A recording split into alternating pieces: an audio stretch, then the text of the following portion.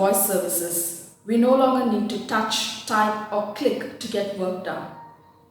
Much like how with the invention of the typewriter, we no longer needed to write by hand. Today, school classrooms are the only places where handwriting is mandatory. Everywhere else it is only a choice. With the help of computers, clerical chores like bookkeeping and formal communication gets done in a fraction of the time it takes to do it manually. As a content writer, I am immensely grateful to the software applications that highlight spelling and grammatical errors as I type. One might think that at this point of technological advancement, writing by hand has ceased to be of any relevance. Is that actually so? Let's see what research has to say. The information that I share with you are the findings of research done by various universities across USA. It was done on school and college students, seniors above 60 years of age, and working professionals who use planners and journals. I had done my own survey to compare with the findings. It was taken up by 120 surveyees across India, the statistics of which you'll get to see.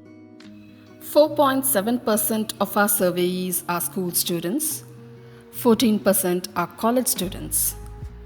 Adults constitute to 76.7%, and seniors of 60 years and over constitute to 4.6%. So what happens when we write? Our brain converts our thoughts into words. It recalls shapes, letters, and rules. Our hand corresponds and gives those words a physical form. Simultaneously, our eyes read the text and coordinate with the brain to check for any errors, and finally take a mental picture of what we've written to store away in our memory. Writing is simply a brain exercise that involves fine motor skills, deep encoding, and photographic memory. Writing lights up certain neural pathways in our brains that typing does not. Further proof to this research lies in the comments of our surveyees who say that writing by hand keeps their fine motor skills sharp.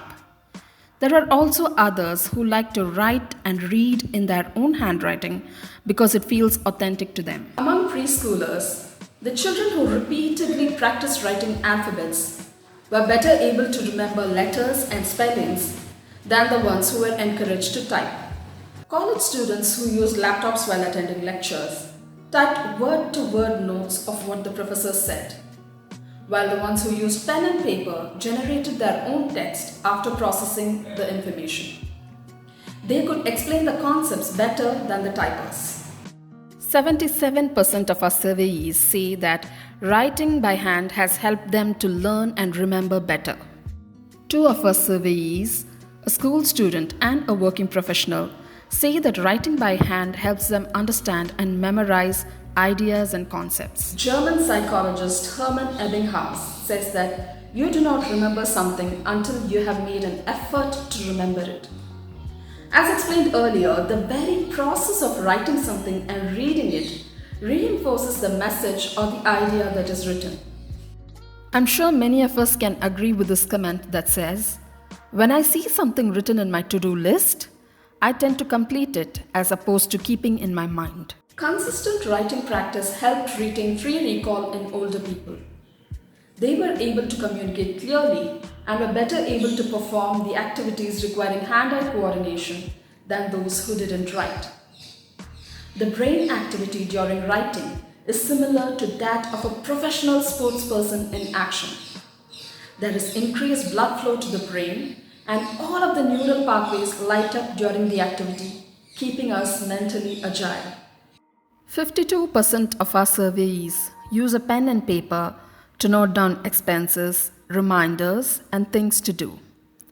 9% of them for solving puzzles, and interestingly, 30% of them for writing journals. So the mere act of putting pen to paper for basic reasons has its benefits. But there is more to writing than just flexing our brain muscles. Spiritual gurus, life coaches, and psychologists suggest writing journals for better emotional health and fulfillment. Journals are a safe space where we can freely express our thoughts and emotions without having to worry about the rights and wrongs. Revisiting these records give us an insight into our thought patterns. It then helps us declutter our mind and focus on our priorities. Positive affirmations and goal settings have the potential to change the course of our life for the better. Our brains generate about 50,000 to 70,000 thoughts per day. That is 48 thoughts per minute. Attempting to write all of them down will force our mind to slow down because we can't write as fast as we can think. So when you write in anger, disappointment, or hatred, you will have no choice but to slow down a bit. And as your eyes read what you have written, you will tend to rethink your opinion and be more sensible about it, if not kinder.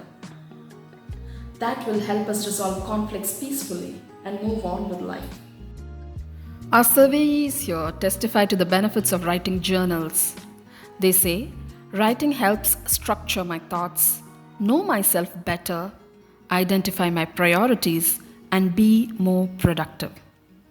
There is also another person who says, writing by hand has been the most immediate resort, intense and personal. When it comes to receiving emotional communication, 9% of our surveyees would prefer animated e-cards. 2% of them, who are probably 90s kids, would like to receive it in illustrated greeting cards. Nobody wants emails or printed letters for the purpose. A good 26% of them consider handwritten letters to be very genuine. And a majority of 63% would prefer anything as long as it is sincere. This indicates that 89% of the people would indeed enjoy handwritten letters. Looks like writing by hand is still relevant in today's time, maybe even essential. Not so much as a method of communication or record keeping, but as a fitness regimen. One can write the old-fashioned way using pen and paper, or be more tech-savvy using the pen tab. Choice is yours.